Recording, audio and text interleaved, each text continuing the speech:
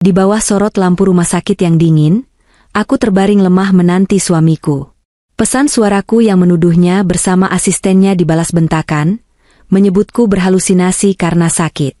Namun, sebuah panggilan dari nomor asing malam itu mengubah segalanya menjadi mimpi buruk nyata.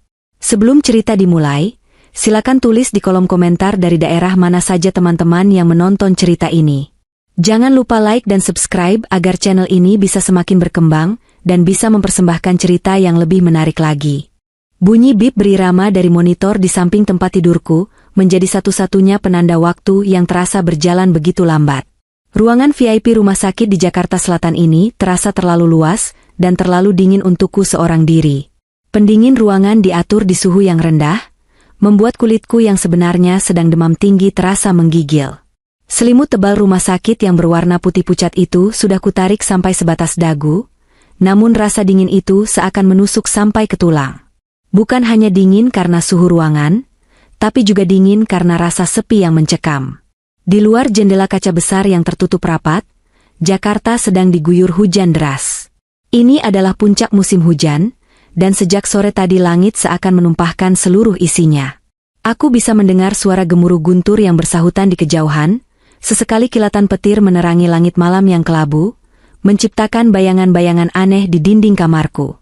Suara rintik hujan yang menghantam kaca jendela terdengar seperti ribuan jari yang mengetuk-ngetuk, meminta masuk. Biasanya, aku menyukai hujan.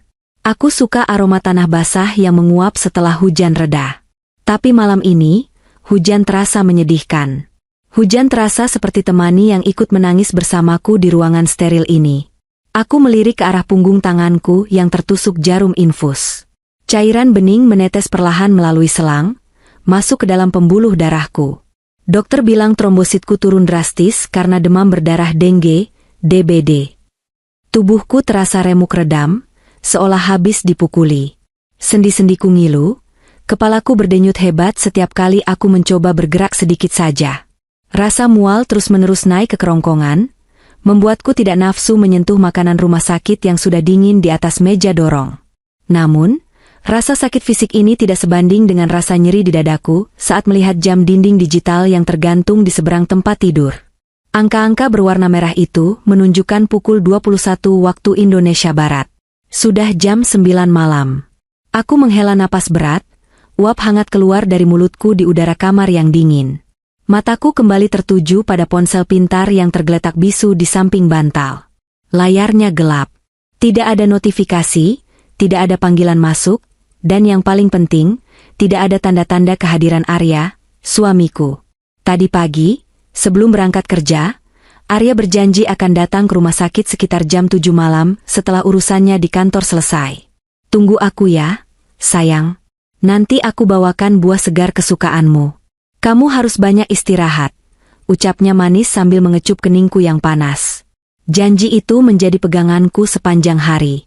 Aku menahan rasa sakit, menelan obat-obatan pahit, dan memaksakan diri untuk tidur siang agar terlihat sedikit lebih segar saat dia datang nanti. Jam 7 malam berlalu begitu saja.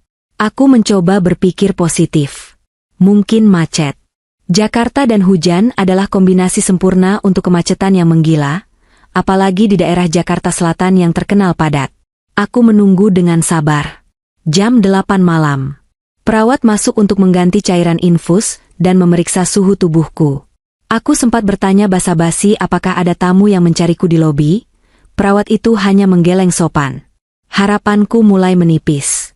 Dan sekarang, jam 9 malam. Kesabaranku habis, digantikan oleh rasa cemas dan kecewa yang bercampur aduk. Dengan tangan yang sedikit gemetar karena lemah, aku meraih ponselku.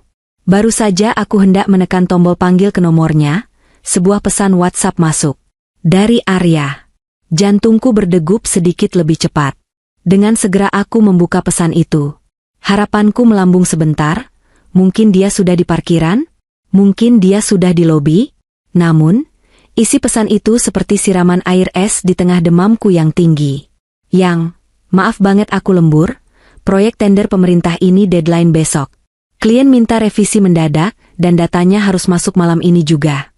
Kamu tidur duluan ya. Jangan tunggu aku. Love you. Aku membaca pesan itu berulang-ulang. Sekali, 2 kali, 3 kali. Setiap kali membacanya, rasanya semakin hampa. Hanya tulisan.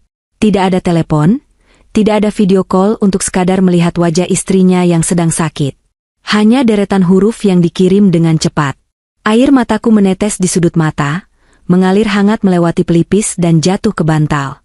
Aku merasa begitu kecil, begitu tidak berdaya. Aku di sini, berjuang melawan virus yang menggerogoti tubuhku, sementara dia di luar sana, sibuk dengan dunianya. Aku tahu Arya adalah seorang manajer proyek yang sukses. Aku tahu pekerjaannya menuntut waktu dan dedikasi yang tinggi. Tender pemerintah memang bukan main-main, tekanannya besar. Selama 5 tahun pernikahan kami, aku selalu berusaha menjadi istri yang pengertian. Aku tidak pernah menuntut waktunya secara berlebihan. Aku selalu mendukung karirnya, menyiapkan keperluannya, dan memastikan rumah kami menjadi tempat istirahat yang nyaman baginya. Tapi malam ini berbeda. Malam ini aku sakit. Malam ini aku butuh dia. Bukan sebagai manajer proyek, tapi sebagai suamiku. Aku butuh genggaman tangannya. Aku butuh mendengar suaranya yang menenangkan, mengatakan bahwa semuanya akan baik-baik saja. Aku butuh kehadirannya secara fisik di sampingku, bukan hanya pesan singkat yang terasa dingin dan berjarak. Aku mencoba mengetik balasan. Jariku terasa kaku di atas layar ponsel. Iya, Mas. Nggak apa-apa. Kamu jangan lupa makan ya. Semangat kerjanya. Aku menekan tombol kirim dengan perasaan berat. Kenapa aku masih saja bersikap pengertian di saat hatiku hancur? Kenapa aku tidak bisa berteriak padanya dan menuntut hakku sebagai istri? Mungkin karena aku terlalu lemah. Mungkin karena aku takut jika aku marah, dia akan semakin menjauh. Aku meletakkan kembali ponselku. Layarnya kembali gelap, sama seperti perasaanku saat ini. Ruangan VIP ini terasa semakin sunyi. Suara bip monitor infus, suara desis AC, dan suara hujan di luar sana kembali mendominasi pendengaranku. Aku sendirian. Benar-benar sendirian di tengah kota Jakarta yang ramai ini. Rasa kantuk yang tadi sempat datang karena pengaruh obat kini hilang entah kemana. Pikiranku melayang-layang, membayangkan Arya di kantornya yang megah di kawasan Sudirman. Apakah dia benar-benar sedang menatap layar laptop dengan tumpukan dokumen tender? Ataukah ada hal lain yang membuatnya tega membiarkan istrinya sendirian di rumah sakit di malam yang dingin dan hujan ini? Pertanyaan itu mulai menggerogoti benakku, lebih menyakitkan daripada demam yang sedang kuderita. Tengah malam telah lewat. Jarum jam di dinding menunjukkan pukul 1.30 dini hari. Rumah sakit telah jatuh ke dalam keheningan yang berbeda. Jika tadi sore masih terdengar sayup-sayup suara pengunjung atau langkah kaki yang terburu-buru, kini suasana benar-benar sunyi. Lorong di luar kamarku sepi, hanya sesekali terdengar suara roda kereta dorong perawat yang berdecit pelan di lantai vinil, mungkin sedang melakukan ronda malam atau mengantar obat untuk pasien yang kritis. Lampu di kamarku sudah kumatikan, hanya menyisakan lampu tidur kecil di sudut ruangan yang memancarkan cahaya kekuningan yang remang. Hujan di luar sudah reda, menyisakan suara tetesan air sisa dari atap dan dedaunan pohon di halaman rumah sakit. Meskipun tubuhku lelah luar biasa dan mataku terasa berat karena demam, aku tidak bisa tidur. Pikiranku menolak untuk istirahat. Ada sesuatu yang mengganjal di hatiku, sebuah perasaan tidak enak yang sulit dijelaskan dengan kata-kata. Orang bilang, insting seorang istri itu tajam, kadang lebih tajam dari logika manapun. Dan malam ini, instingku berteriak-teriak bahwa ada sesuatu yang salah. Pesan singkat Arya tadi jam 9 malam terus berputar di kepalaku. Proyek tender pemerintah. Deadline besok. Alasan itu terdengar masuk akal. Sangat Arya sekali. Dia memang ambisius dan selalu ingin memberikan yang terbaik dalam pekerjaannya. Tapi entah kenapa, ada bagian dari diriku yang meragukannya malam ini. Biasanya, kalau dia benar-benar lembur sampai larut malam, dia akan menyempatkan diri untuk melakukan video call. Meskipun hanya 5 menit. Dia akan menunjukkan wajahnya yang lelah di depan laptop, dengan latar belakang ruang kerjanya yang berantakan oleh kertas-kertas. Dia akan mengeluh sedikit tentang klien yang rewel atau bosnya yang menuntut, lalu meminta maaf karena tidak bisa pulang cepat. Kebiasaan kecil itu selalu berhasil membuatku tenang dan percaya. Tapi malam ini, tidak ada video call. Hanya pesan teks. Dan itu terasa janggal. Kegelisahan ini membuatku kembali meraih ponsel. Cahaya layar yang terang terasa menusuk mata di ruangan yang gelap. Aku membuka aplikasi WhatsApp. Nama Arya berada di urutan paling atas daftar obrolanku. Statusnya, online. Dia masih bangun jam segini? Aku menatap layar itu lekat-lekat, menunggu. Apakah dia akan mengirim pesan lagi? Apakah dia sedang mengetik sesuatu untukku? Sedetik kemudian, status online itu berubah menjadi typing. Jantungku berdesir. Dia sedang mengetik. Aku menunggu dengan napas tertahan. Namun, tulisan typing itu hilang. Tidak ada pesan yang masuk. Dia membatalkan ketikannya. Apa yang ingin dia katakan? Kenapa dia ragu?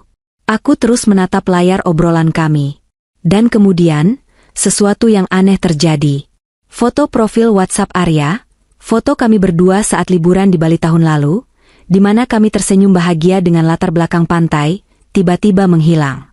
Digantikan oleh gambar siluet abu-abu default dari WhatsApp. Aku mengernyitkan dahi. Kenapa foto profilnya hilang? Apa jaringanku yang bermasalah? Aku memeriksa sinyal Wi-Fi rumah sakit, penuh. Sinyal data selulerku juga 4G penuh. Sekitar 1 menit kemudian, foto profil itu muncul kembali. Foto yang sama. Perasaan curigaku semakin menebal. Aku bukan ahli teknologi, tapi aku sering membaca di artikel-artikel atau mendengar dari teman-teman, bahwa jika foto profil seseorang tiba-tiba hilang lalu muncul lagi dalam waktu singkat, itu bisa jadi tanda bahwa orang tersebut memblokir kita sementara, atau mengubah pengaturan privasi foto profilnya menjadi tidak ada yang bisa melihat untuk sesaat, lalu mengembalikannya lagi. Biasanya, orang melakukan itu jika mereka ingin menyembunyikan status online mereka dari orang tertentu saat sedang berkomunikasi intens dengan orang lain. Apakah Arya baru saja melakukannya padaku? Apakah dia sedang menyembunyikan fakta bahwa dia sedang online dari aku? Tapi untuk apa? Jika dia benar-benar sedang bekerja, dia tidak perlu menyembunyikan apapun. Keringat dingin mulai keluar di telapak tanganku. Aku mencoba menepis pikiran buruk itu. Nadia, kamu sedang sakit. Demam tinggi bisa membuatmu berpikir yang tidak-tidak. Jangan paranoid, bisikku pada diri sendiri. Tapi rasa penasaran dan curiga ini terlalu kuat untuk diabaikan.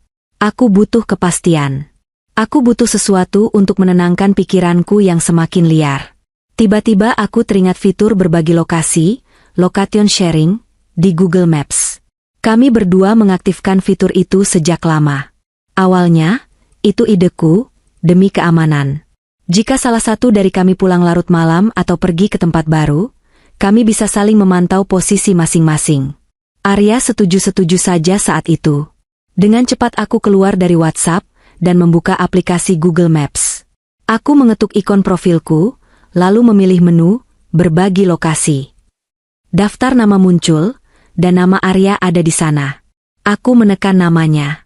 Peta Jakarta muncul di layar. Biasanya, akan ada ikon kecil bergambar foto profil Arya yang menunjukkan posisi terkininya secara real time. Namun kali ini, ikon itu tidak ada. Di bawah namanya, tertulis keterangan berwarna abu-abu, lokasi tidak diperbarui. Terakhir dilihat 4 jam yang lalu. Dan di bawahnya lagi ada keterangan tambahan, offline. Tanganku semakin gemetar. 4 jam yang lalu berarti sekitar jam setengah 10 malam. Itu tidak lama setelah dia mengirim pesan padaku. Kenapa lokasinya mati? Aku mencoba berpikir rasional lagi. Mungkin baterai ponselnya habis? Tapi itu tidak masuk akal. Dia bilang dia lembur di kantor. Di kantornya yang modern itu, colokan listrik ada di mana-mana. Dia selalu membawa charger dan powerbank di tas kerjanya. Sangat kecil kemungkinan seorang Arya, manajer proyek yang hidupnya bergantung pada komunikasi, membiarkan ponselnya mati total saat sedang mengejar deadline penting. Alasan, hemat baterai, yang sering muncul di kepalaku jika dia mematikan lokasi, kini terasa sangat palsu. Jika dia di kantor, dia tidak perlu menghemat baterai. Lalu, di mana dia? Kenapa dia mematikan lokasinya tepat setelah bilang dia harus lembur? Kenapa ada gelagat aneh di WhatsApp-nya tadi? Malam semakin larut, dan rasa kantukku benar-benar hilang tak berbekas. Rasa sakit di tubuhku seolah terlupakan, digantikan oleh rasa sakit jenis lain yang mulai menjalar di dada, rasa sakit akibat benih-benih kecurigaan yang mulai tumbuh subur. Aku menatap peta Jakarta yang kosong di layarku, merasa bahwa suamiku sedang tersesat di suatu tempat di luar sana, di tempat yang sengaja dia sembunyikan dariku. Dan firasatku mengatakan, dia tidak sendirian. Cahaya matahari pagi yang malu-malu mencoba menembus tebalnya awan kelabu Jakarta, menyusup masuk melalui celah tirai jendela kamar rumah sakitku. Suasana pagi ini terasa suram, seolah alam semesta ikut merasakan mendung yang menggelayut di hatiku. Seorang perawat muda dengan senyum ramah yang terlatih baru saja keluar, setelah mengganti cairan infusku, dan meletakkan nampan sarapan di meja dorong. Di hadapanku kini tersaji semangkuk bubur ayam rumah sakit yang uapnya masih mengepul tipis. Aromanya hambar, hanya tercium bau beras rebus tanpa rempah yang menggugah selera. Di sebelahnya ada sepotong pepaya potong dan segelas air putih hangat. Aku mencoba menyuapkan 1 sendok bubur itu ke mulutku. Rasanya tawar, seolah lidahku sudah mati rasa. Setiap telanannya terasa berat, beradu dengan rasa mual yang masih setia bersarang di perutku akibat trombosit yang belum stabil. Setelah 3 suap, aku menyerah. Aku meletakkan sendok itu dengan denting pelan yang terdengar nyaring di kesunyian kamar. Aku kembali bersandar pada tumpukan bantal yang ditinggikan, menatap langit-langit kamar yang putih bersih tanpa noda. Pikiranku kembali melayang pada kejadian semalam. Pesan singkat Arya, profil WhatsApp yang sempat hilang, dan lokasi yang dimatikan. Semua itu berputar-putar di kepalaku seperti kaset rusak yang terus mengulang lagu sedih. Sejak semalam aku tidak bisa tidur nyenyak. Aku hanya terlelap ayam, bangun setiap kali mendengar suara langkah kaki di lorong, berharap itu Arya yang datang dengan wajah bersalah membawa buket bunga, atau setidaknya senyum penyesalan. Tapi sampai detik ini, pintu kamar itu tidak terbuka oleh sosoknya. Kebosanan dan kegelisahan adalah kombinasi yang berbahaya. Tangan kananku yang tidak diinfus kembali meraih ponsel. Tidak ada pesan baru dari Arya. Pesan terakhirku semalam yang menanyakan kabarnya pun hanya bercentang biru 2, tanpa balasan. Dibaca, tapi diabaikan. Rasa nyeri di dadaku kembali berdenyut. Untuk mengalihkan rasa sakit hati ini, aku membuka aplikasi Instagram. Mungkin melihat kehidupan orang lain bisa sedikit menghiburku, atau setidaknya membunuh waktu yang berjalan lambat ini. Beranda Instagramku penuh dengan foto-foto teman yang sedang liburan, video resep masakan viral, dan iklan produk kecantikan. Aku menggulir layar dengan tatapan kosong, memberikan like otomatis pada foto bayi sepupuku tanpa benar-benar memperhatikannya. Jemariku terhenti sejenak, lalu bergerak menuju kolom pencarian. Entah dorongan dari mana, aku tiba-tiba ingin mengecek akun teman-teman kantor Arya. Mungkin aku bisa menemukan petunjuk tentang proyek tender pemerintah yang katanya sedang mereka kerjakan mati-matian itu. Apakah mereka semua lembur? Apakah ada yang memposting foto suasana rapat yang tegang di kantor? Aku mengetik nama beberapa rekan kerja Arya yang aku kenal. Doni, staf administrasi, memposting foto anaknya yang sedang ulang tahun kemarin sore. Rina, bagian keuangan, update status sedang nonton bioskop semalam. Hatiku mulai mencelos. Kalau mereka semua santai, kenapa suamiku lembur sendirian? Tapi Arya kan manajer proyek. Tanggung jawabnya beda, hiburku dalam hati, mencoba menepis prasangka buruk. Lalu, jariku mengetik satu nama yang sering disebut Arya akhir-akhir ini dalam cerita-cerita seputar pekerjaannya, Siska. Siska adalah staf baru di divisi Arya. Masih muda, umur 26 tahun, lulusan luar negeri, dan menurut cerita Arya, anaknya sangat cekatan dan ambisius. Aku pernah bertemu dengannya sekali di acara gathering kantor tahun lalu. Dia cantik, modis, dan punya cara bicara yang luwes. Terlalu luwes menurutku saat dia tertawa sambil memukul pelan lengan Arya waktu itu.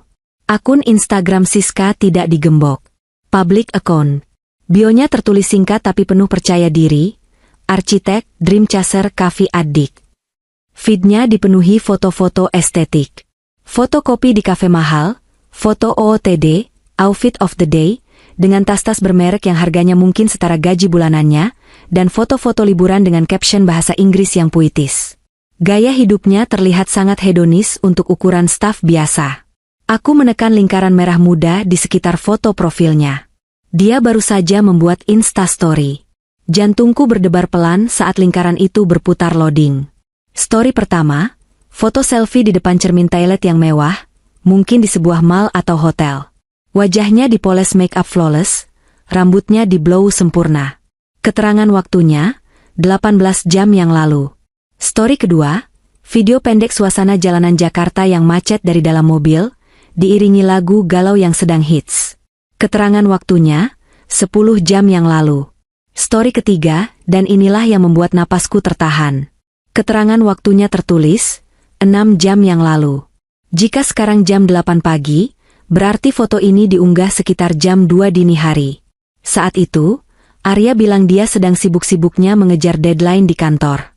Foto itu diambil dalam suasana pencahayaan minim, khas warung tenda pinggir jalan di malam hari. Objek utamanya adalah sepiring nasi goreng dengan porsi besar yang tampak berminyak dan menggoda, lengkap dengan sate kulit dan kerupuk yang menumpuk. Di latar belakang, terlihat spanduk kuning lusuh yang bertuliskan sebagian huruf, Reng Gila T. Aku tahu tempat ini. Ini adalah nasi goreng gila yang sangat terkenal di daerah Tebet, Jakarta Selatan. Tempat yang selalu ramai anak muda nongkrong sampai subuh. Tunggu dulu. Tebet? Kantor Arya ada di Sudirman. Jaraknya memang tidak terlalu jauh. Tapi untuk apa seseorang yang sedang dikejar deadline tender pemerintah yang super genting, pergi makan nasi goreng kaki lima di Tebet jam 2 pagi? Bukankah biasanya mereka akan pesan makanan online ke kantor agar tidak membuang waktu? Tapi bukan nasi goreng itu yang membuat darahku berdesir hebat hingga ke ujung jari.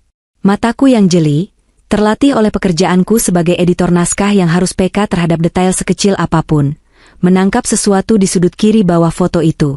Di atas meja kayu yang dilapisi perlak plastik bermotif bunga norak itu, tergeletak sebuah benda yang tersisih, mungkin tidak sengaja masuk frame. Sebuah kunci mobil. Kunci mobil jenis keyless berwarna hitam dengan logo pabrikan mobil Jepang yang sama persis dengan mobil Arya. Tapi kunci mobil seperti itu ada ribuan di Jakarta.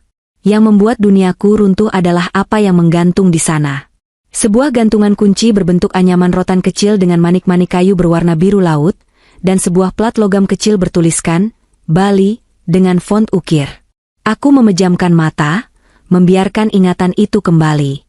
6 bulan lalu, saat kami anniversary pernikahan yang kelima, kami pergi ke Bali. Kami membelinya di pasar seni Ubud.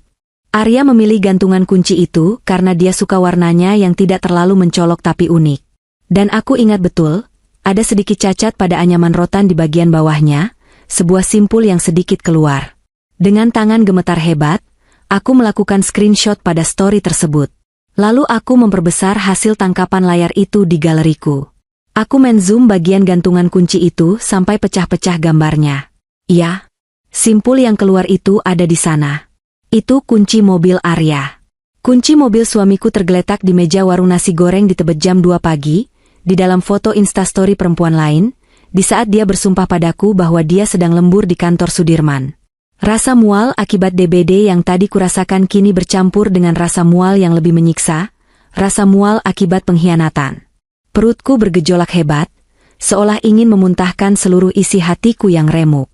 Air mataku tidak keluar. Rasa sakit ini terlalu dalam untuk diwakili oleh air mata. Ini adalah jenis rasa sakit yang membuatmu membeku, membuatmu meragukan realitas. Jadi, semalam saat aku kedinginan di sini, saat aku menahan rindu dan sakit sendirian, suamiku sedang makan nasi goreng dengan perempuan lain. Dia mematikan lokasi bukan untuk hemat baterai, tapi agar aku tidak tahu dia sedang bergerak dari Sudirman ke Tebet. Dia memblokirku sebentar mungkin karena dia sedang menunjukkan sesuatu di ponselnya pada Siska, dan takut notifikasiku muncul. Potongan-potongan puzzle itu mulai tersusun dengan sendirinya, membentuk sebuah gambar yang mengerikan. Gambar seorang suami yang manipulatif dan istri bodoh yang menunggu dengan setia di ranjang rumah sakit. Alim, dan setia, yang selama ini melekat pada sosok Arya di mataku, perlahan luntur seperti cat murah yang terkena hujan, menampakkan warna aslinya yang busuk.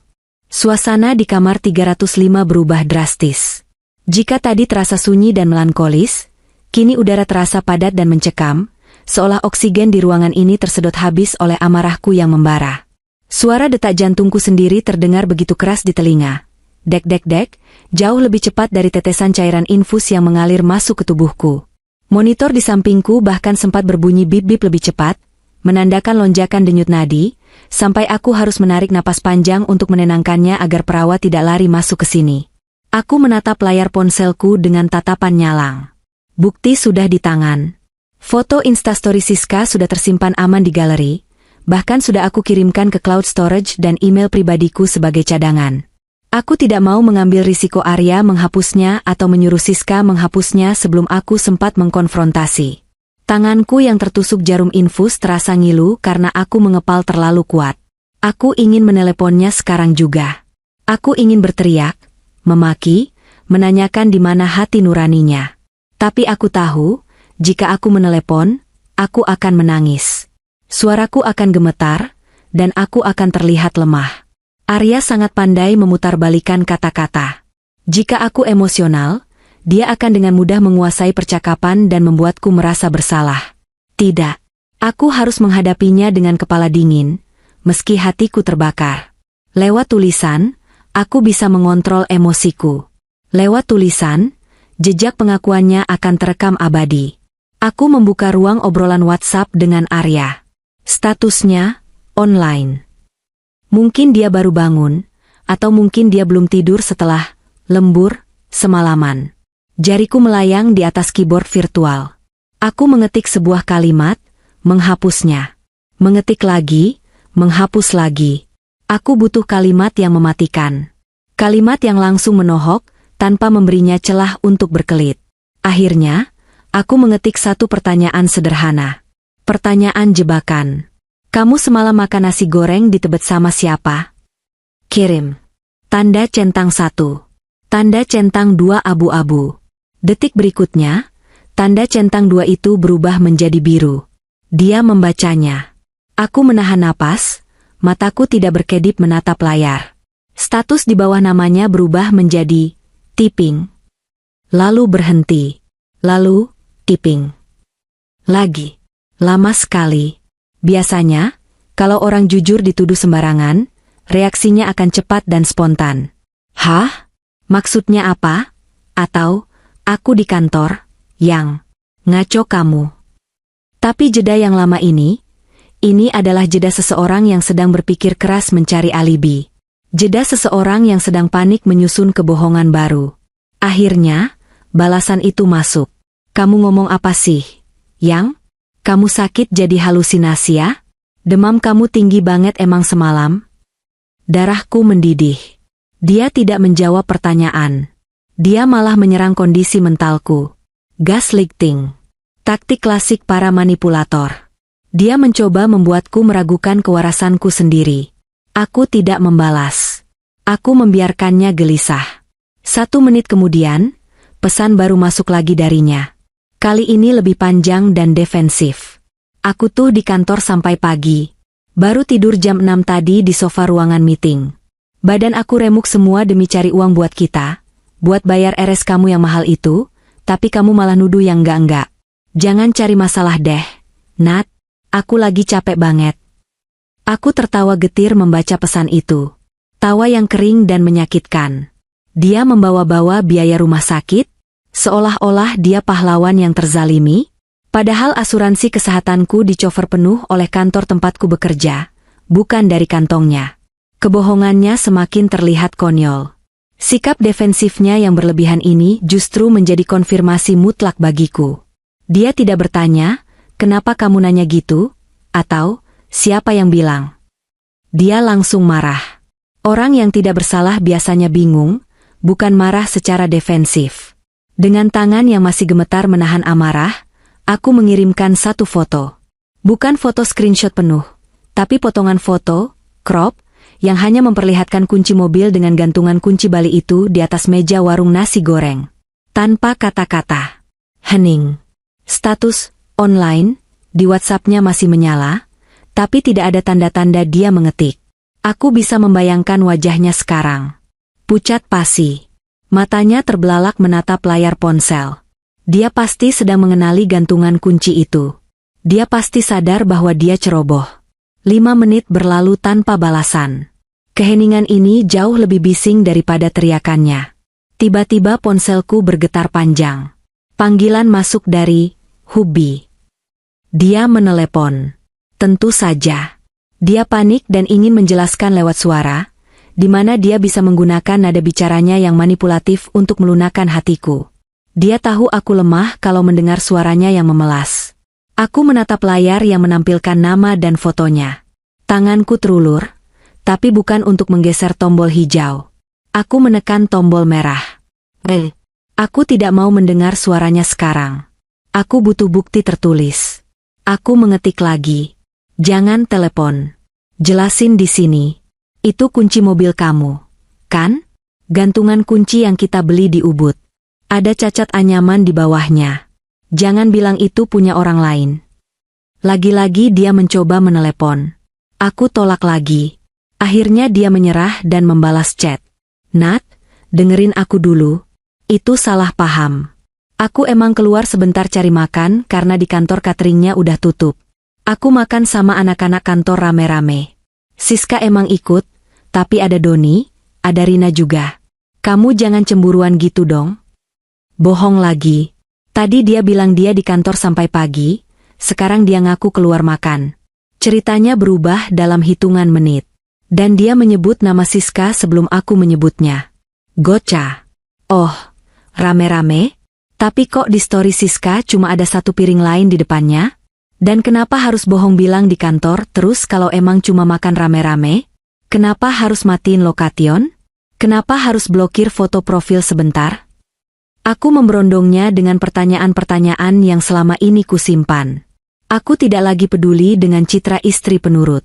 Istri penurut itu sudah mati bersama demam tinggiku semalam, digantikan oleh wanita yang terluka dan menuntut kebenaran. Kamu tuh bener-bener ya? Suami lagi kerja keras malah dicurigain kayak maling. Terserah kamu mau mikir apa. Aku mau lanjut kerja. Dia memutus percakapan. Melarikan diri. Taktik terakhir pengecut saat terpojok. Dia pikir dengan marah dan pergi, aku akan takut dan minta maaf. Dulu mungkin iya, tapi kali ini tidak. Aku meletakkan ponselku di dada, merasakan detak jantungku yang mulai melambat namun terasa berat. Air mata akhirnya menetes, bukan karena sedih, tapi karena marah. Marah pada diriku sendiri yang selama ini buta. Marah pada dia yang begitu tega. Konfrontasi ini membuka mataku lebar-lebar. Arya bukan hanya sekadar selingkuh makan malam. Reaksinya yang begitu panik dan defensif menyeratkan ada sesuatu yang lebih besar yang dia sembunyikan. Instingku mengatakan ini bukan sekadar romansa terlarang. Ada ketakutan dalam pesan-pesannya. Ketakutan yang bukan berasal dari takut ketahuan selingkuh, tapi takut akan sesuatu yang lain. Dan aku, Nadia, istri yang sedang terbaring lemah di kamar 305 ini, bersumpah akan mencari tahu apa itu. Aku akan mengumpulkan kepingan-kepingan kebusukan ini satu persatu. Jika dia pikir aku akan diam dan menangis di pojokan, dia salah besar. Sakit ini justru menjadi bahan bakarku. Di balik jendela rumah sakit yang masih basah oleh sisa hujan, aku menyusun rencana selanjutnya. Aku ingat aku punya satu senjata lagi yang belum aku gunakan, akses ke rekening kami. Matahari Jakarta bersinar terik setelah hujan badai semalam. Cahayanya yang menyilaukan menembus tirai tipis jendela kamar rawat inapku, menciptakan garis-garis cahaya yang tegas di lantai. Udara di luar sana pasti panas dan lembab, tipikal cuaca Jakarta yang sumuk setelah hujan, di mana uap air menguap kembali ke udara membawa debu dan polusi. Kontras sekali dengan suhu di dalam kamarku yang masih membeku di angka 20 derajat Celcius. Namun, panas yang sesungguhnya bukan berasal dari matahari di luar sana, melainkan dari kepalaku yang rasanya ingin meledak. Aku meletakkan ponsel yang terasa panas di genggaman. Layarnya sudah mati, tapi bayangan percakapan terakhirku dengan Arya masih terpatri jelas di retina. Dia kabur. Dia memilih untuk marah dan menghilang daripada memberikan penjelasan yang masuk akal. Sikap pengecutnya itu justru memantik api keberanian di dalam diriku yang selama ini padam oleh rasa hormat dan cinta. Dulu, aku selalu takut membuatnya marah. Aku takut jika aku terlalu banyak bertanya, dia akan merasa terkekang dan meninggalkanku. Betapa bodohnya aku. Ternyata, tanpa aku mengekangnya pun, dia sudah melangkah pergi jauh dari pernikahan ini. Jam dinding menunjukkan pukul 12 siang. Waktunya makan siang, tapi nampan berisi nasi tim dan sup ayam di meja dorong sama sekali tidak kugubris. Nafsu makanku hilang total, tergantikan oleh rasa lapar akan kebenaran. Aku butuh bukti yang lebih kuat. Foto kunci mobil di atas meja warung nasi goreng itu memang indikasi kuat, tapi Arya, dengan segala kelicikan lidahnya, masih bisa berkelit. Dia bisa bilang itu kunci mobil temannya yang kebetulan sama, atau dia bisa bilang dia hanya mampir sebentar sebelum balik ke kantor. Aku butuh bukti yang menyangkut pergerakan fisiknya. Sesuatu yang tidak bisa dibantah dengan alasan, kebetulan. Tiba-tiba, sebuah ingatan melintas di benakku seperti kilatan petir. Itol. Kami memiliki satu kartu itol utama yang selalu Arya gunakan di mobilnya. Kartu itu terhubung langsung dengan aplikasi mobile banking di ponselku, karena akulah yang biasanya melakukan top-up saldo setiap bulan. Dulu, kami sepakat menggunakan satu akun untuk memudahkan pencatatan pengeluaran rumah tangga. Arya, yang selalu mengaku gaptek dan malas mengurus hal-hal administratif, dengan senang hati menyerahkan urusan itu padaku. Biar ibu saja yang pegang kendali keuangannya, ayah percaya 100%. Katanya waktu itu dengan senyum manis yang kini terasa menjijikan jika diingat kembali. Kepercayaan itu, kepercayaan yang dia berikan padaku untuk mengelola keuangan, kini menjadi senjata makan tuan baginya. Dengan tangan yang masih terpasang selang infus, aku meraih kembali ponselku. Gerakanku sedikit terbatas dan nyeri, tapi adrenalin membuatku mengabaikan rasa sakit itu. Aku membuka aplikasi perbankan berwarna biru itu. Jantungku berdegup kencang saat menunggu proses loading. Logo bank berputar-putar di layar, seolah sedang mengejek ketidaksabaranku. Setelah beberapa detik yang terasa selamanya, halaman utama aplikasi terbuka. Aku segera masuk ke menu e-money. Di sana tertera nomor kartu yang biasa dipakai Arya. Saldo terakhir tinggal sedikit, sekitar Rp50.000. Itu wajar, Arya memang boros kalau soal transportasi. Tapi bukan saldo yang kucari. Aku menekan menu, riwayat transaksi, atau history. Jari telunjukku gemetar saat menggulir layar ke bawah, mencari tanggal hari kemarin dan hari ini.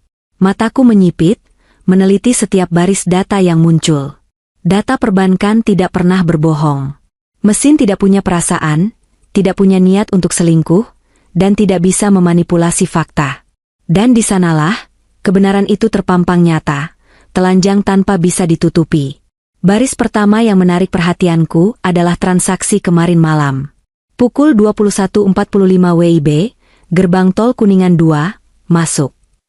Ini sesuai. Kantor Arya memang di daerah Sudirman Kuningan. Jam segitu dia baru saja mengirim pesan padaku bilang mau lembur. Jadi, setelah mengirim pesan bohong itu, dia langsung masuk mobil dan pergi. Aku menelusuri baris berikutnya untuk melihat di mana dia keluar. Pukul 22.30 WIB, gerbang tol Bekasi Barat, keluar. Bekasi. Napasku tercekat. Bekasi Barat. Itu bukan arah pulang ke rumah kami di Cilandak. Itu juga bukan arah ke kantor cabang manapun. Tapi aku tahu betul siapa yang tinggal di sana. Siska. Aku pernah tidak sengaja melihat formulir data karyawan di tas kerja Arya saat dia minta tolong aku merapikan berkasnya beberapa bulan lalu. Alamat Siska ada di sebuah kompleks perumahan elit di dekat Sumarekon Bekasi.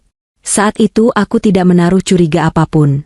Tapi sekarang, kepingan informasi itu kembali dan menyatu dengan sempurna membentuk gambar pengkhianatan. Jadi, skenarionya begini, Arya bilang dia lembur di kantor Sudirman. Kenyataannya, jam 10 malam dia sudah keluar tol di Bekasi. Dia pergi ke tempat Siska. Aku terus menggulir ke bawah, mencari transaksi pagi ini. Jika dia benar-benar tidur di kantor seperti klaimnya tadi di WhatsApp, seharusnya tidak ada transaksi tol di tengah malam atau subuh dari arah Bekasi. Namun, data berkata lain. Pukul 6.15 WIB, gerbang tol Bekasi Barat, masuk. Pukul 7.30 WIB, gerbang tol Semanggi, keluar. Darahku serasa berhenti mengalir. Tubuhku kaku. Arya menginap di Bekasi. Dia tidak lembur di kantor. Dia tidak tidur di sofa ruang meeting yang keras dan dingin itu. Dia tidur di Bekasi. Di rumah Siska. Bayangan-bayangan liar mulai bermunculan di kepalaku, menyiksa batinku tanpa ampun. Aku membayangkan mobil SUV hitam milik kami terparkir di carport rumah Siska. Aku membayangkan Arya masuk ke dalam rumah itu, disambut oleh Siska. Aku membayangkan mereka tertawa-tawa membaca pesanku yang bodoh dan naif. Pesan seorang istri yang sedang sakit dan mengkhawatirkan suaminya. Mereka mungkin makan nasi goreng itu bersama-sama di ruang tengah Siska, atau mungkin di atas ranjang, sementara aku di sini berjuang melawan nyeri sendi dan demam yang naik turun. Bajingan, desisku pelan. Suaraku parau. Kata kasar itu keluar begitu saja, asing di lidahku yang biasanya terjaga. Tapi tidak ada kata lain yang lebih pantas untuk menggambarkan laki-laki itu. Dia bukan hanya berbohong. Dia merencanakannya. Dia menyusun alibi dengan rapi, pesan WhatsApp, alasan deadline, mematikan lokasi, semuanya demi bisa menghabiskan malam bersama wanita lain. Dan yang paling menyakitkan, dia melakukan semua ini saat aku sedang terbaring tak berdaya di rumah sakit. Saat aku paling membutuhkan kehadirannya. Rasa sakit hatiku berubah menjadi rasa jijik yang mendalam. Aku merasa jijik pernah percaya padanya. Aku merasa jijik pernah membiarkan dia menyentuhku. Aku merasa jijik mengingat bagaimana aku selalu membela dia di depan ibu dan bapakku yang dulu sempat ragu dengan pekerjaannya yang serabutan sebelum jadi manajer. Aku telah menyerahkan segalanya untuk dia, dan inilah balasannya. Sebuah perjalanan tol pulang pergi ke Bekasi yang tercatat rapi dalam sejarah transaksi bank.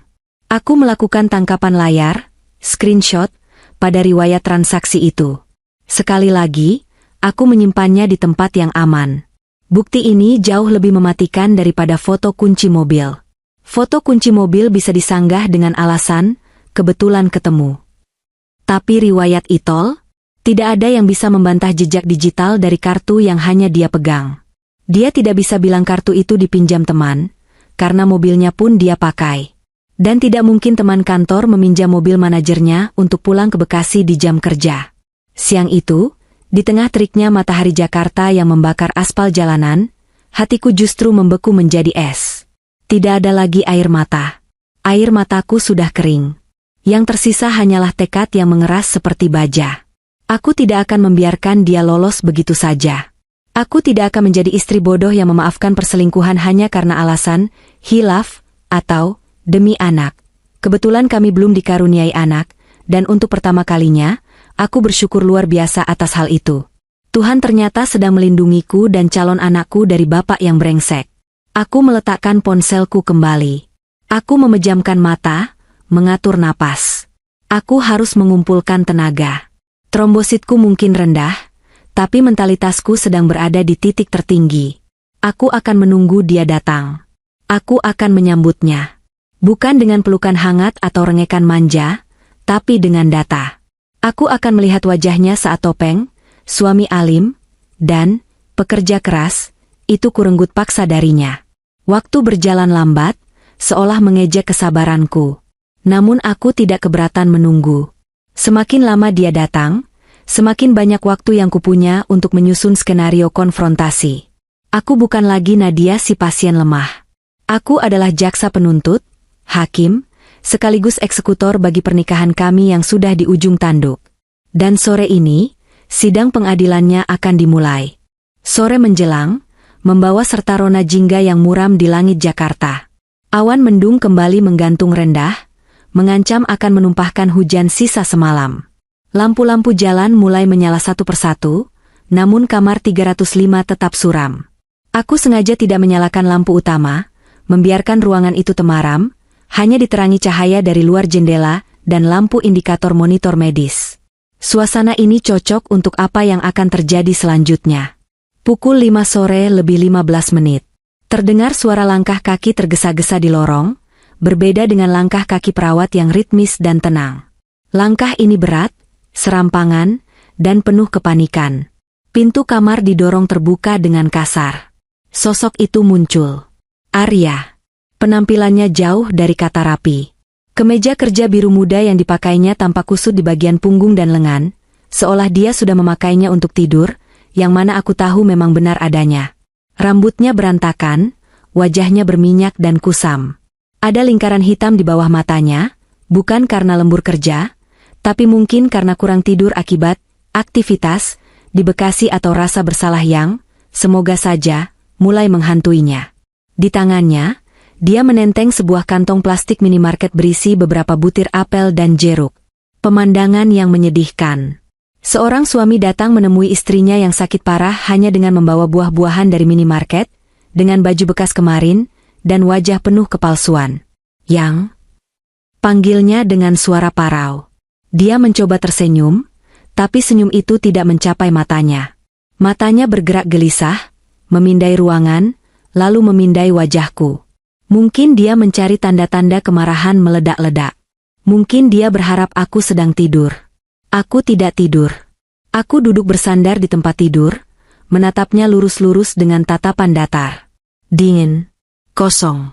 Arya berjalan mendekat, meletakkan kantong plastik itu di meja nakas dengan canggung. Maaf ya, baru sampai. Macet banget tadi dari kantor. Kamu, udah makan? Gimana kata dokter? Dia mencoba meraih tanganku. Aku menarik tanganku perlahan, menghindar dari sentuhannya seolah kulitnya mengandung racun mematikan. Gerakan penolakan halus itu membuat Arya terdiam. Dia menarik tangannya kembali, meremas-remas jarinya sendiri. Atmosfer di ruangan itu seketika menjadi berat, menyesakkan dada. Duduk, perintahku singkat. Suaraku tenang, tapi tajam. Arya menurut. Dia duduk di kursi penunggu di samping ranjang, tubuhnya merosot, bahunya turun. Dia tampak kecil dan menyedihkan. Di mana sosok manajer proyek yang biasanya gagah dan penuh percaya diri itu? Kamu dari mana? Tanyaku. Kan aku udah bilang, dari kantor, Nat. Semalam aku tidur di sana, terus?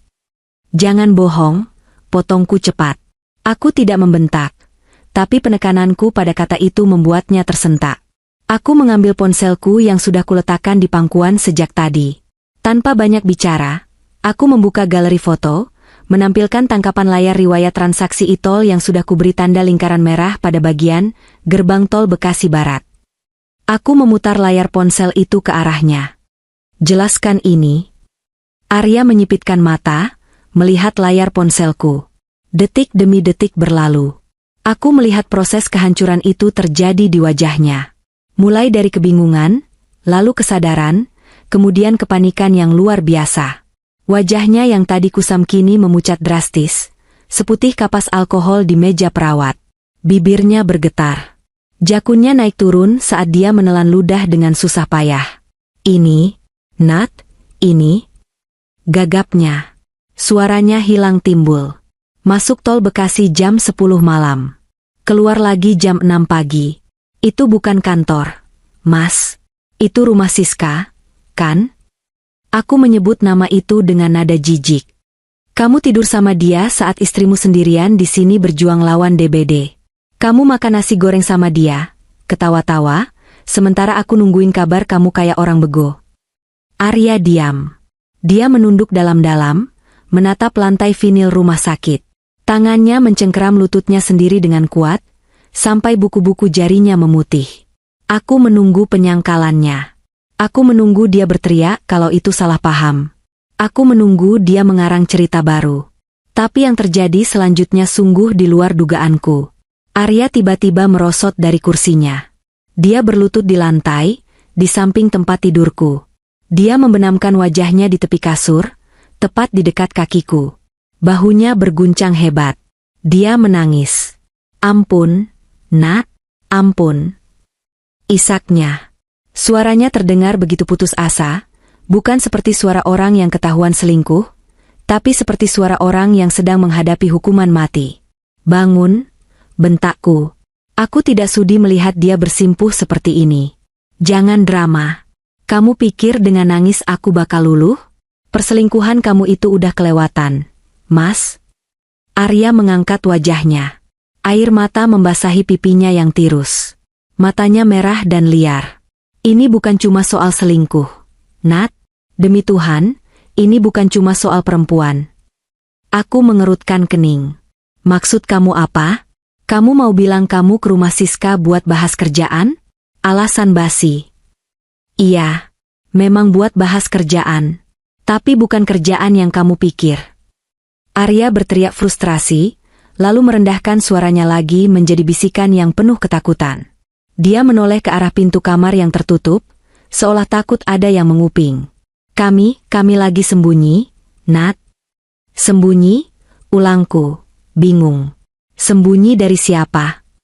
Arya menarik napas panjang yang gemetar. Dia menatapku dengan tatapan memohon.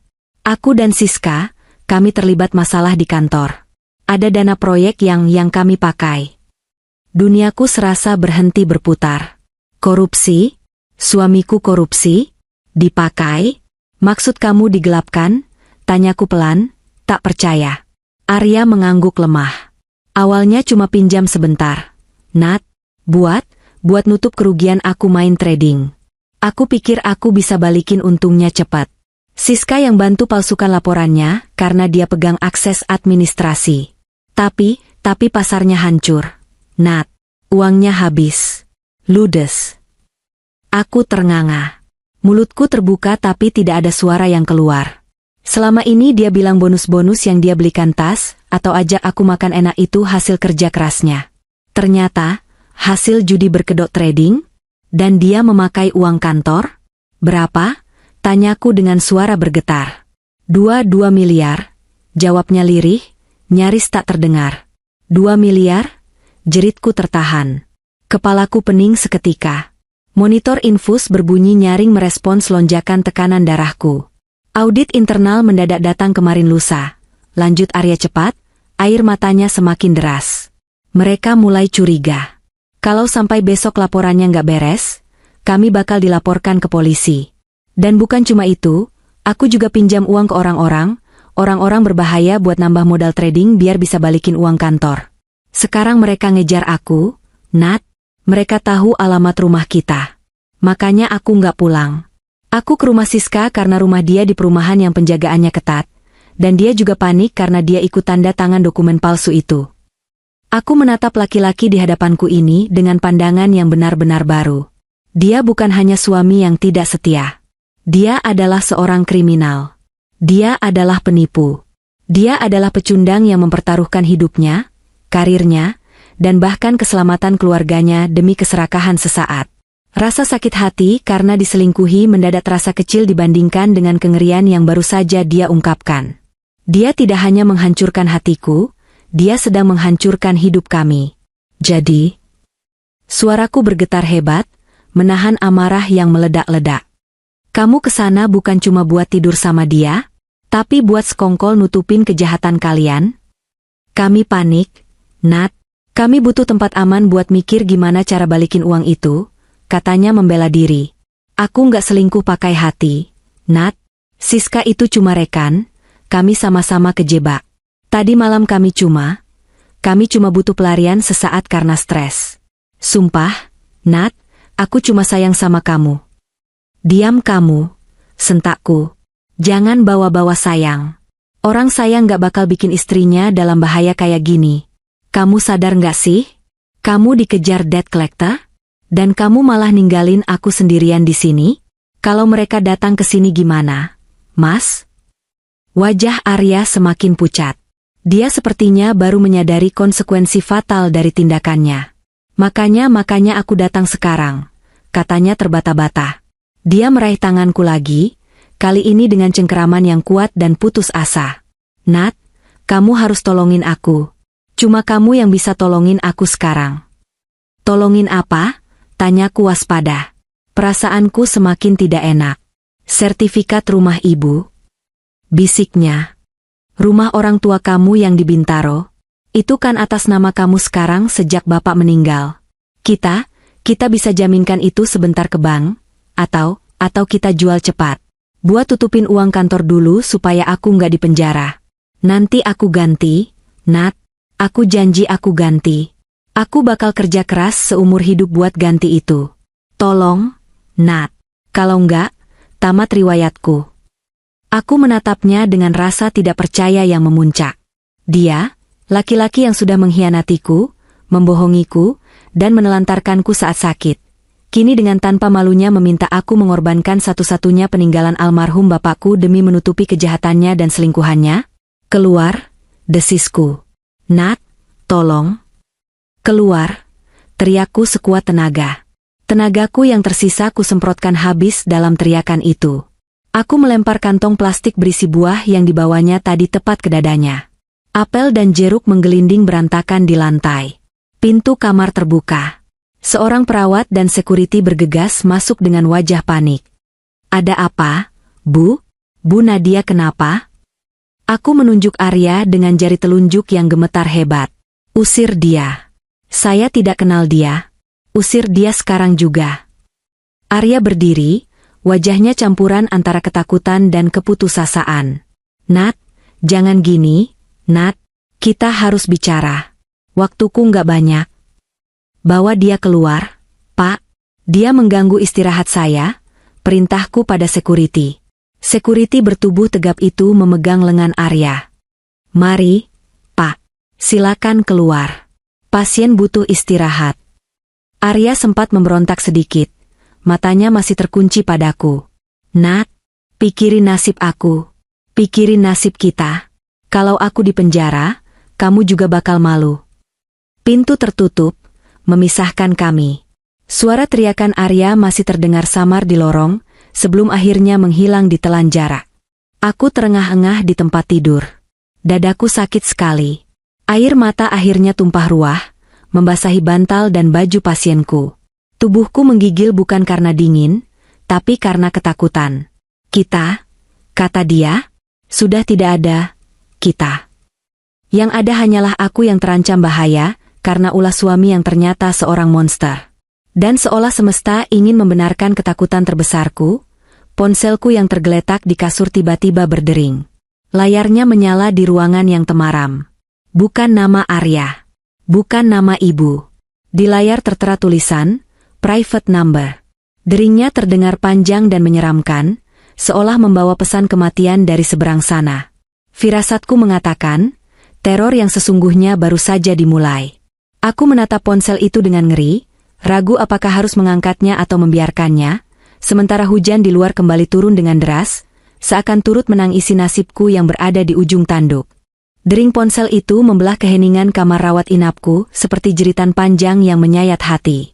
Layar ponsel yang menyala terang di tengah kegelapan ruangan, seolah menjadi satu-satunya sumber kehidupan, namun sekaligus sumber ketakutan terbesar saat ini. Tulisan private number berkedip-kedip, menuntut perhatian, menuntut jawaban. Hujan di luar kembali menderas, butiran airnya menghantam kaca jendela dengan brutal, seirama dengan detak jantungku yang berpacu tak karuan. Tanganku gemetar hebat saat terulur mendekati ponsel itu. Logika sehatku berteriak untuk mengabaikannya, untuk melempar benda itu jauh-jauh dan bersembunyi di balik selimut. Namun, rasa penasaran, atau mungkin insting bertahan hidup, mendorongku untuk mengangkatnya. Aku perlu tahu seberapa dalam lubang bahaya yang telah digali oleh Arya untukku. Aku perlu tahu siapa yang sedang mengintai di balik bayang-bayang kehidupan kami yang selama ini terlihat sempurna. Dengan jari yang terasa dingin dan kaku, aku menggeser tombol hijau. Aku tidak bersuara, menempelkan ponsel itu ke telinga dengan hati-hati, menunggu suara dari seberang sana. Hening sejenak. Hanya terdengar suara napas berat yang menderu, kasar dan tidak sabaran. Halo, bisikku akhirnya, suaraku nyaris tak terdengar, tenggelam oleh suara hujan. Nadia, suara seorang pria menjawab. Suaranya berat, serak, dan memiliki logat daerah yang sangat kental. Nada bicaranya tidak membentak, justru terdengar santai, yang membuatnya terasa jauh lebih mengerikan. Dia menyebut namaku tanpa awalan, Bu, atau Mbak, seolah dia sudah mengenalku lama, atau seolah aku adalah barang miliknya yang bisa dia panggil seenaknya. Siapa ini? Tanyaku terbata. Nggak perlu tahu siapa saya. Yang perlu kamu tahu, lakimu, si Arya itu, lagi main petak umpet sama kami. Kekehnya pelan, suara tawa yang kering dan tanpa humor. Dia pikir dia pintar, lari ke sana kemari, matiin HP, gonta-ganti mobil. Tapi dia lupa, dia punya istri cantik yang lagi sakit, kan? Darahku tersirap. Dingin merambat dari ujung kaki hingga ke ubun-ubun. Mereka tahu.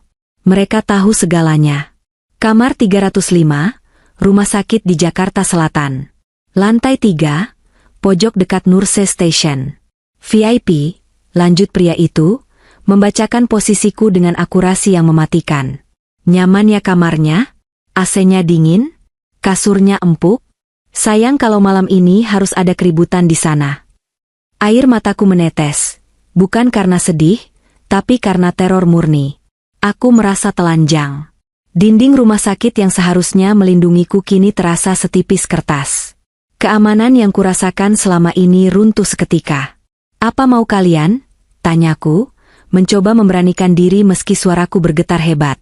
Saya nggak tahu apa-apa soal urusan Arya. Saya cuma... Jangan pura-pura bego.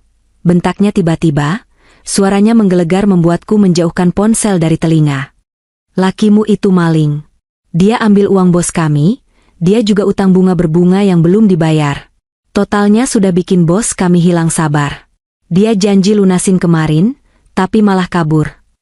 Itu urusan dia. Kenapa saya yang diteror? Jeritku histeris. Karena dia suamimu. Harta gono gini, utang gono gini juga, Neng. Pria itu kembali merendahkan suaranya, kali ini dengan nada mengancam yang lebih tajam. Dengar baik-baik. Bilang sama lakimu yang pengecut itu. Kalau malam ini nggak ada transferan masuk minimal 500 juta buat bunga dan denda, anak buah saya yang sekarang lagi ngopi di warung depan RS bakal naik ke atas. Kami nggak segan-segan bikin keributan. Biar satu rumah sakit tahu kalau manajer proyek terhormat itu punya utang sama rentenir. Atau mungkin, kami jemput kamu aja sebagai jaminan?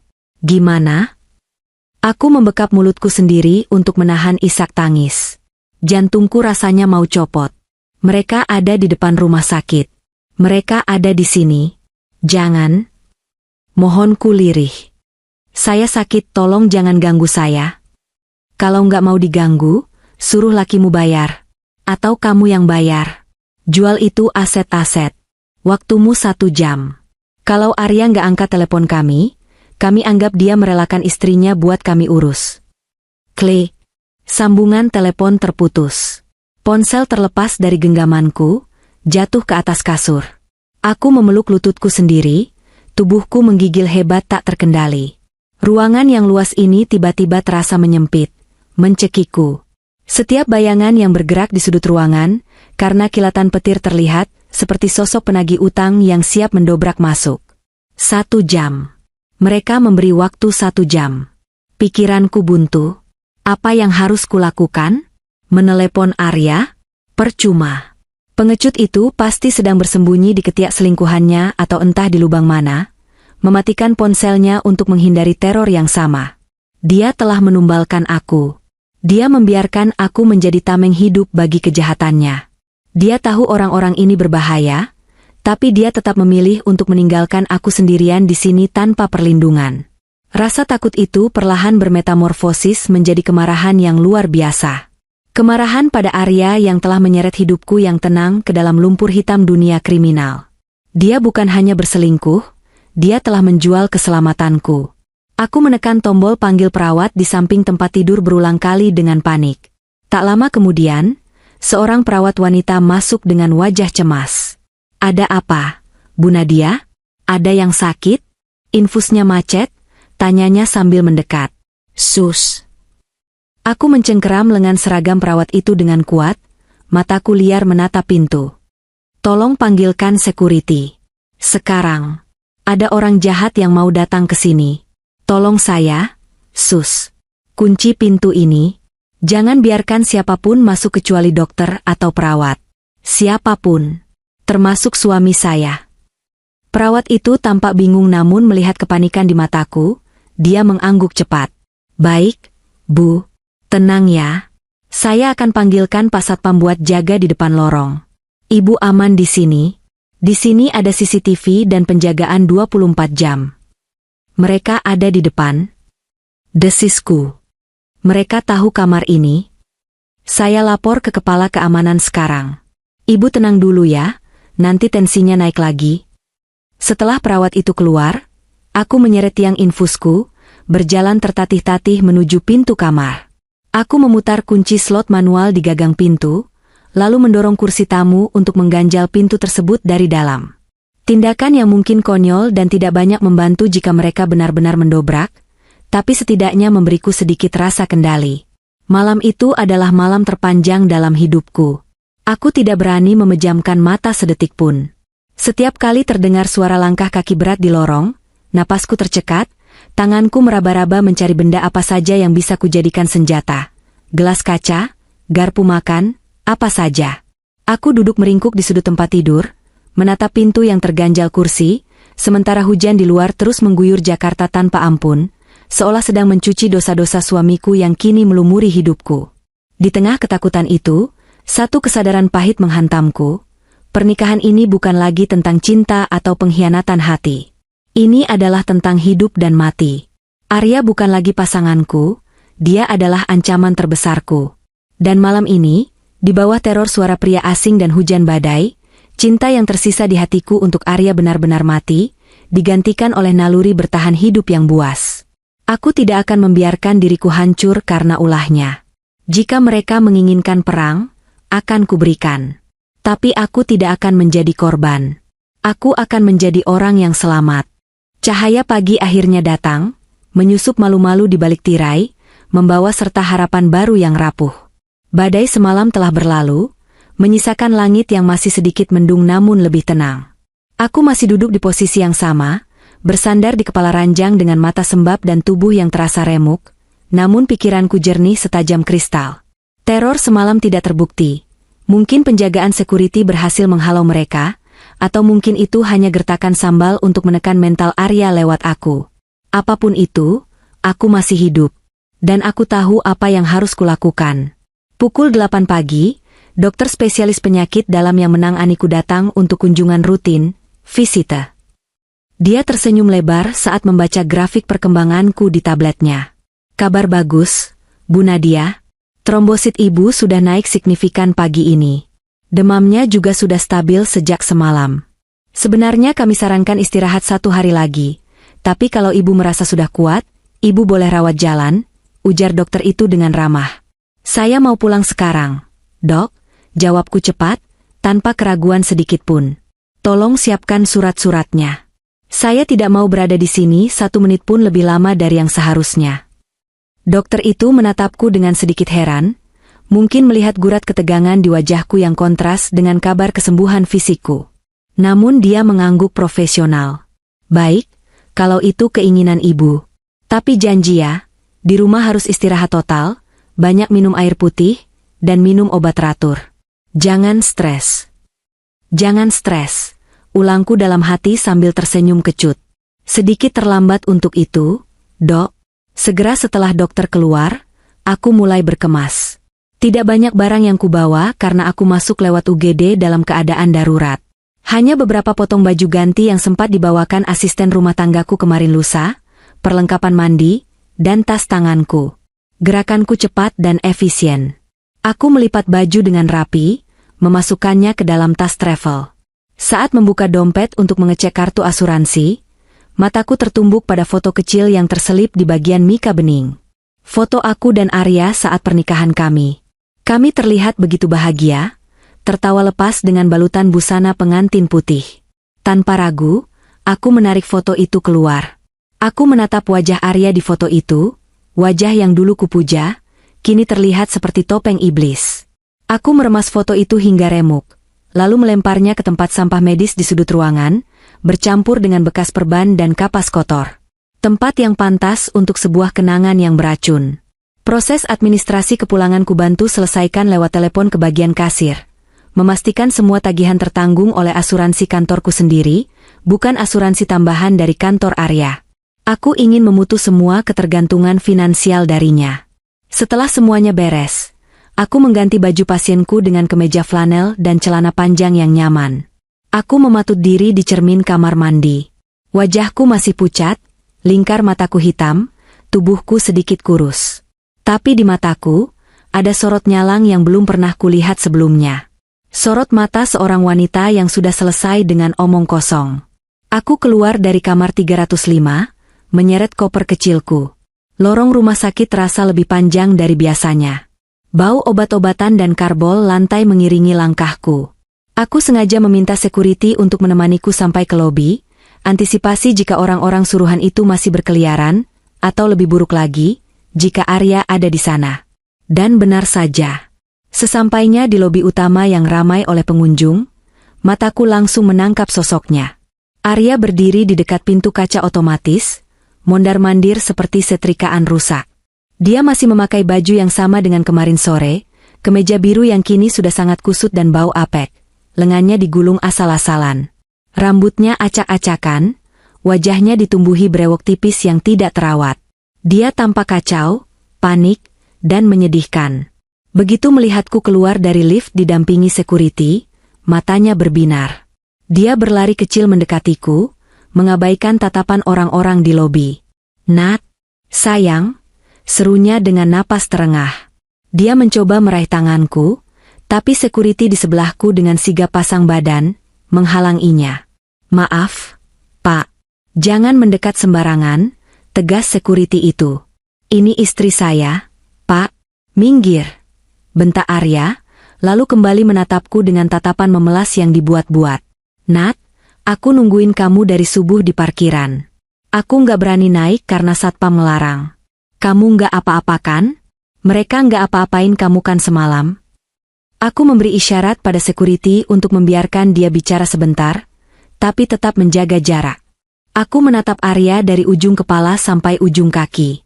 "Aku selamat, Arya." "Nggak berkat kamu," jawabku dingin. "Kamu biarkan mereka teror aku semalam. Kamu matikan HP kamu dan biarkan istrimu diancam dibunuh." Aku panik. "Nat, aku takut dilacak. Sumpah, aku nggak bermaksud." Arya mengacak rambutnya frustrasi. "Tapi sekarang kamu udah keluar, kan? Berarti kita bisa pergi. Ayo, kita ke notaris sekarang. Siska punya kenalan notaris yang bisa cairkan dana cepat dengan jaminan sertifikat rumah ibu kamu. Kita cuma butuh tanda tangan kamu, Nat. Please, ini demi keselamatan kita. Kalau utang lunas, kita bisa mulai lagi dari nol. Aku janji aku tobat." Aku tertawa. Tawa yang hambar dan pendek. Dia masih berpikir aku akan menyelamatkannya? Dia masih berpikir ada kata kita? Dia bahkan masih menyebut nama Siska, selingkuhannya yang juga partner kriminalnya, sebagai solusi?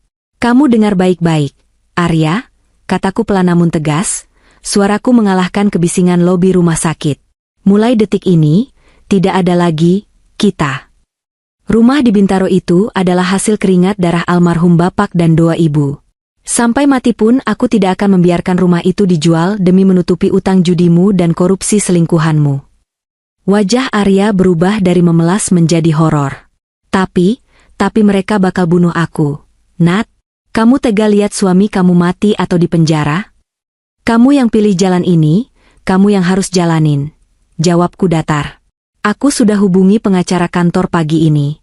Gugatan cerai akan dikirim ke alamat orang tuamu, karena aku yakin kamu nggak punya tempat tinggal tetap sekarang." "Nat, kamu gila ya?" Arya mulai berteriak, menarik perhatian seluruh lobi. "Istri macam apa kamu? Di saat suami susah malah ditinggal. Kamu harusnya berbakti." "Berbakti sama siapa? Sama laki-laki yang tidur sama asistennya waktu istrinya sekarat? Sama laki-laki yang mau jual rumah mertuanya buat bayar utang rentenir?" Aku membalas teriakannya dengan tenang namun menusuk. "Baktiku sudah habis, Mas. Habis dimakan kebohonganmu."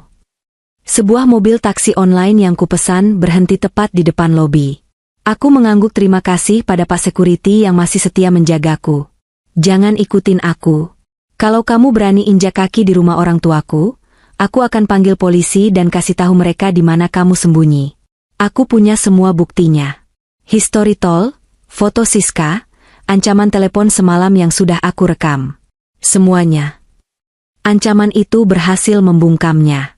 Arya berdiri mematung, mulutnya ternganga, wajahnya pucat pasi seputih kertas. Dia sadar aku memegang kartu as. Jika dia macam-macam, aku bisa mengirimnya ke penjara lebih cepat daripada debt collector menemukannya. Aku melangkah keluar pintu otomatis. Udara luar menyambutku. Hujan baru saja reda total. Aroma khas tanah basah dan aspal yang menguap, petricor, memenuhi rongga hidungku.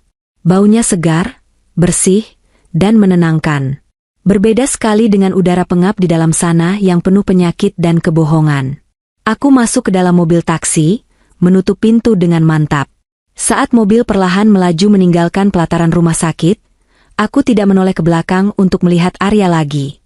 Sosoknya yang menyedihkan sudah menjadi masa lalu.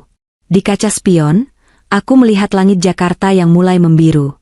Awan hitam telah pergi. Aku mengeluarkan ponselku, memblokir nomor Arya, memblokir nomor Siska, dan mengganti kartu SIM-ku dengan yang baru. Air mataku menetes satu kali lagi. Terakhir kalinya, sebagai penutup bab kehidupan yang kelam ini. Mulai hari ini, aku bukan lagi Nadia istri Arya.